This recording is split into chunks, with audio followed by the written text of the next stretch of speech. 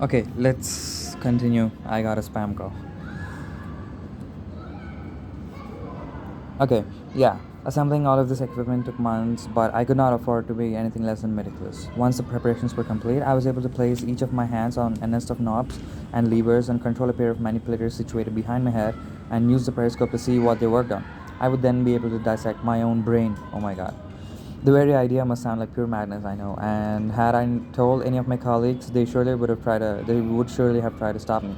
But I could not ask anyone else to risk themselves for the sake of anatomical inquiry. And because I wished to conduct the dissection myself, I would not be satisfied by merely being the passive subject of such an operation. Utter dissection was the only option. I brought in a dozen full lungs and connected them with a manifold. I mounted this assembly beneath the work table that I would sit at and positioned a dispenser to connect directly to the bronchial inlets within my chest. This would supply me with 6 days' worth of air. To provide for the possibility that I might not have completed any experiment within that period, I had scheduled a visit from a colleague at the end of that time. My presumption, however, was that the only way I would not have finished the operation in that period would be if I had caused my own death. I began by removing the deeply curved plate that formed the back and top of my head, then the two more shallowly curved plates that formed the sides. Only my faceplate remained, but it was locked into a restraining bracket, and I could not see its inner surface from the vantage point of my periscope. What I saw exposed was my own brain. It consisted of a dozen or more sub-assemblies, whose exteriors were covered by intricately molded shells. By positioning the periscope near the fissures that separated them, I gained a tantalizing glimpse at the fabulous mechanisms within their interiors. Even with what little I could see, I could tell it was the most beautifully complex engine I had ever beheld, so far beyond any device man had constructed that it was incontrovertibly of divine origin. The sight was both exhilarating and dizzying, and I savored it on a strictly aesthetic basis for several minutes before proceeding with my explorations. It was generally hypothesized that the brain was divided into an engine located in the center of the head, which performed the actual cognition, surrounded by an array of components in which memories were stored. What I observed was consistent with this theory since the peripheral subassemblies seemed to resemble one another, while the subassembly in the center appeared to be different, more heterogeneous, and with more moving parts. However, the components were packed too closely for me to see much of their operation. If I intended to learn anything more, I would require a more intimate vantage point. Each subassembly had a local reservoir of air fed by a hose extending from the regulator at the base of my brain. I focused my periscope on the rearmost subassembly, and using the remote manipulators, I quickly disconnected the outlet hose and installed a longer one in its place. I had practiced this maneuver countless times so that I could perform it in a matter of moments. Even so, I was not certain I could complete the connection before the subassembly had depleted its local reservoir. Only after I was satisfied with the component's operation had not been interrupted did I continue. Um, I rearranged the longer hose to gain a better view of what lay in the fissure behind it. Other hoses that connected to its neighboring components. Using the most slender pair of manipulators to reach into the narrow crevice, I replaced the hoses one by one with longer substitutes. Eventually, I worked my way around the entire subassembly and replaced every connection it had to the rest of my brain. I was now able to unmount this subassembly from the frame that supported it and pull the whole section outside of what was once the back of my head. I knew it was possible I had impaired my capacity to think and was unable to recognize it. But performing some basic arithmetic tests suggested that I was uninjured. With one subassembly hanging from a scaffold above, I now had a better view of the cognition engine at the center of my brain, but there was not enough room to bring a microscope attachment itself in for a close inspection. In order for me to really examine the workings of my brain, I would have to displace at least half a dozen subassemblies. Laboriously, painstakingly, I repeated the procedure of substituting hoses for other subassemblies, repositioning another one farther back, two more higher up, and two others out to the sides, suspending all six from the scaffold above my head. When I was done, my brain looked like an explosion frozen from an infinitesimal fraction of a second after the detonation, and again, I felt dizzy when I thought about it. But at last, the cognition engine itself was exposed, supported on a pillar of hoses and actuating rods leading down into my torso. I now also had room to rotate my microscope around a full 360 degrees and pass my gaze across the inner faces of the subassemblies I had moved. What I saw was a microcosm of auric machinery, a landscape of tiny spinning rotors and miniature reciprocating cylinders. As I contemplated this vista, I wondered where my body was. The conduits which displaced my vision and action around the room were, in principle, no different from those which connected my original eyes and hands to my brain. For the duration of this experiment, were these manipulators not essentially my hands? Were the magnifying lenses at the end of my periscope not essentially my eyes? I was an averted person with my tiny, fragmented body situated at the center of my own distended brain. It was in this unlikely configuration that I began to explore myself. I turned my microscope to one of the memory subassemblies and began examining its design. I had no expectation that I would be able to decipher my memories, only that I might divine the means by which they were recorded. As I had predicted, there were no realms of foil pages visible, but to my surprise, neither did I see banks of gear wheels or switches. Instead, the subassembly seemed to consist almost exclusively of a bank of air tubules. Through the interstices between the tubules, I was able to glimpse ripples passing through the bank's interior. With careful inspection and increasing magnification, I discerned that the tubules ramified into tiny air capillaries, which were interwoven with a dense latticework of wires on which gold leaves were unhinged. Under the influence of air escaping from the capillaries, the leaves were held in a variety of positions. These were not switches in the conventional sense, for they did not retain their position without a current of air to support them. But I hypothesized that these were the switches I had sought, the medium in which my memories were recorded. The ripples I saw must have been acts of recall, as an arrangement of leaves was read and sent back to the cognition engine. Ooh. Armed with this new understanding, I then turned my microscope to the cognition engine. Here too, I observed a lattice work of wires, but they did not bear leaves suspended in position. Instead, the leaves flipped back and forth almost too rapidly to see. Indeed, almost the entire engine appeared to be in motion, consisting more of lattice than air capillaries, and I wondered how air could reach all the gold leaves in a coherent manner. For many hours, I scrutinized the leaves until I realized that they themselves were playing the role of capillaries. The leaves formed temporary conduits and valves that existed just long enough to redirect air at other leaves in turn, and then disappeared as a result. This was an engine undergoing continuous transformation, indeed modifying itself as part of its operation. The lattice was not so much a machine as it was a page on which the machine was written and on which the machine itself ceaselessly wrote. My consciousness could be said to be encoded in the position of these tiny leaves, but it would be more accurate to say that it was encoded in the ever shifting pattern of air driving these leaves. Watching the oscillations of these flakes of gold, I saw that the air does not, as we had always assumed, simply provide power to the engine that realizes our thoughts. Air is, in fact, the very medium of our thoughts. All that we are is a pattern of airflow. My memories were inscribed not as grooves on foil or even the position of switches, but as persistent currents of argon. Hmm. In the moments after I grasped the nature of this lattice mechanism, a cascade of insights penetrated my consciousness in rapid succession. The first and most trivial was understanding why gold, the most malleable and ductile of materials, was the only material out of which our brains could be made. Only the thinnest of foil leaves could move rapidly enough for such a mechanism, and only the most delicate of filaments could act as hinges for them. By comparison, the copper burr raised by my stylus as I engraved these words and brushed from the sheet when I finish each page is as coarse and heavy as scrap. This truly was a medium where erasing and recording could be performed rapidly, far more so than any arrangement of switches or gears. What next became clear was why installing full lungs into a person who has died from lack of air does not bring them back to life. These leaves within the lattice remain balanced between continuous cushions of air. This arrangement lets them flit back and forth swiftly, but it also means that if the flow of air ever ceases, everything is lost. The leaves all collapse into identical pennant states, erasing the patterns in the consciousness that are present. Restoring the air supply cannot recreate what is evanesced. This was the price of speed. A more stable medium for storing patterns would mean that our consciousness would operate far more slowly. It was then that I perceived the solution to the clock anomaly. I saw that the speed of these leaves' movements depended on their being supported by air. With sufficient airflow, the leaves could move nearly frictionlessly. If they were moving more slowly, it was because they were being subjected to more friction, which could occur only if the cushions of air that supported them were thinner and the air flowing through the lattice was moving with less force. It is not that the turret clocks were running faster. What is happening is that our brains are running slower. The turret clocks are driven by pendulums whose tempo never varies, or by the flow of mercury through a pipe, which does not change. But our brains rely on the passage of air, and when that air flows more slowly, our thoughts slow down, making the clock seem to us to run faster. I had feared that our brains might be growing slower, and it was this prospect that had spurred me to pursue my auto dissection.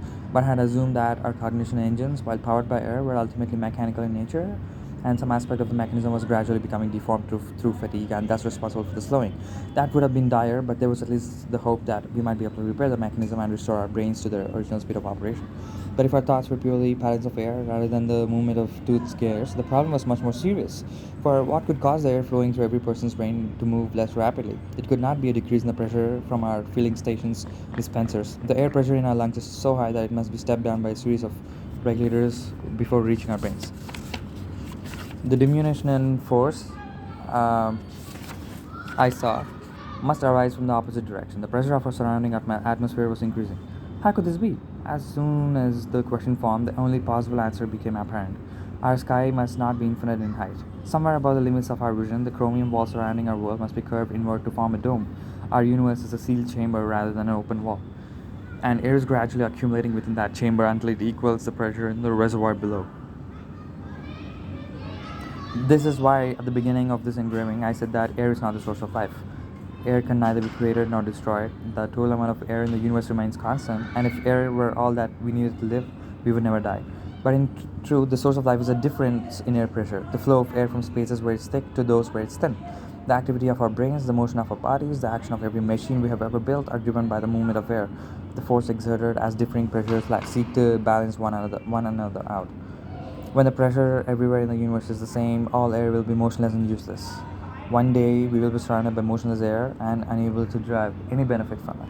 We are not really consuming air at all. The amount of air I draw from each day's new pair of lungs is exactly as much as seeps out through the joints of my limbs and the seams of my casing, exactly as much I am adding to the atmosphere around me. All I'm doing is converting air at high pressure to air at low.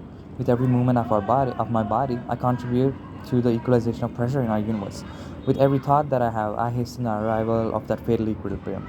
Had I come to this realization under any other circumstance, I would have leapt up from my chair and run into the streets. But in my current situation, body locked in a restraining bracket, brain suspended across my laboratory, doing so was impossible. I could see the leaves of my brain flitting faster from the tumult of my thoughts, which in turn increased my agitation at being so restrained and immobile. Panic at that moment might have led to my death, a nightmarish paroxysm of simultaneously being trapped and spiraling out of control, struggling against my restraints until my air ran out. It was by chance as much as by intention that my hands adjusted the controls to avert my periscopic gaze from the lattice work, so all I could see was the plain surface of my work table. Thus, free from having to see and magnify my own apprehensions, I was able to calm down. When I had regained sufficient composure, I began the lengthy process of reassembling myself. Eventually, I restored my brain to its original compact configuration, reattached the plates of my head, and released myself from the restraining bracket. At first, the other anatomists did not believe me when I told them what I had discovered, but in the months that followed my initial auto dissection, more and more of them became convinced. More examination of people's brains were performed, more measurements of atmospheric pressure were taken. The results were all found to confirm my claims. The background air pressure of our universe was indeed increasing and slowing our thoughts as a result. There was widespread panic in the days after the truth first became widely known, as people contemplated for the first time the idea that death was inevitable. Many called for the strict curtailment of activities in order to minimize the thickening of our atmosphere. Accusations of wasted air escalated into furious brawls and in some districts, deaths. It was the shame of having caused these. Okay, this is a big chapter, man. Fuck. Having caused these deaths, together with the reminder that it would be many centuries yet before our atmosphere's pressure became equal to that of the reservoir underground, that enabled the panic to subside. We are not sure precisely how many centuries it'll take. Additional measurements and calculations are being performed and debated. In the meantime, there is much discussion over how we should spend the time that remains to us. One sect dedicated itself to the goal of reversing the equalization of pressure and found many adherents. The mechanicians among them constructed an engine that took air from our atmosphere and forced it into a smaller volume, a process they call compression.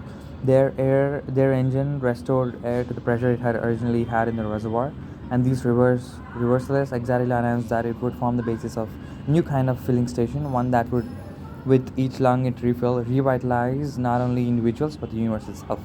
Alas, closer examination of the engine revealed its fatal flaw. The engine itself was powered by air from the reservoir, and for every lungful of air that it produced, the engine consumed not just a lungful but slightly more. It did not reverse the process of equalization, but like everything else in the world, exacerbated it. Although some of their adherents left in disillusionment after this setback, the reversalists as a group were undeterred and began drawing up alternate designs in which the compressor was powered instead by the uncoiling of springs or the descent of weights. These mechanisms fared no better. Every spring that is wound tight represents air released by the person who did the winding. Every weight that rests higher than the ground level represents air released by the person who did the lifting. There is no source of power in the universe that does not ultimately derive from a difference in air pressure, and there can be no engine whose operation will not, on balance, reduce that difference.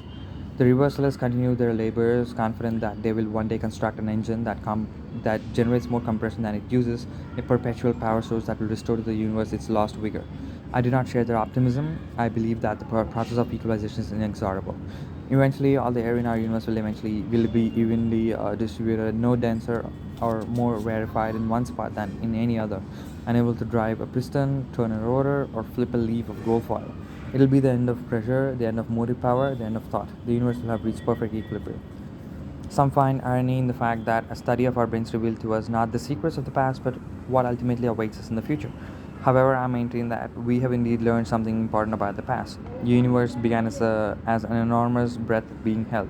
Who knows why, but whatever the reason, I'm glad that it did because I owe my existence to that fact. All my desires and ruminations are no more and no less than eddy currents generated by the gradual exhalation of our universe. And until this great exhalation is finished, my thoughts live on.